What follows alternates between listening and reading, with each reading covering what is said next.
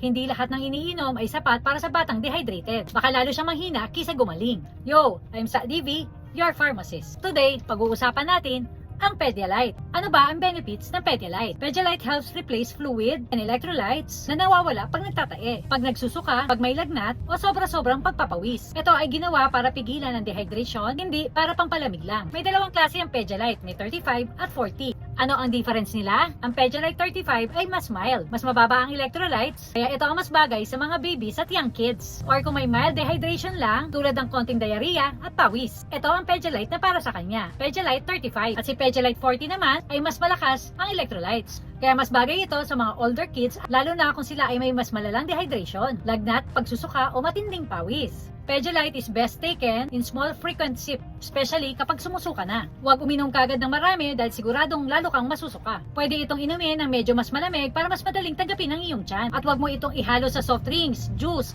gatas dahil mawawala ang tamang electrolyte balance. Kailan ba dapat inumin ang Pedialyte? Pwede mo na ipainom ang Pedialyte pag may signs na ng dehydration, tulad ng pagsusuka, tuyong bibig, madalang na pag-ihi, panghihina, sobra-sobrang pawis, hilo, diarrhea o vomiting o pagsusuka.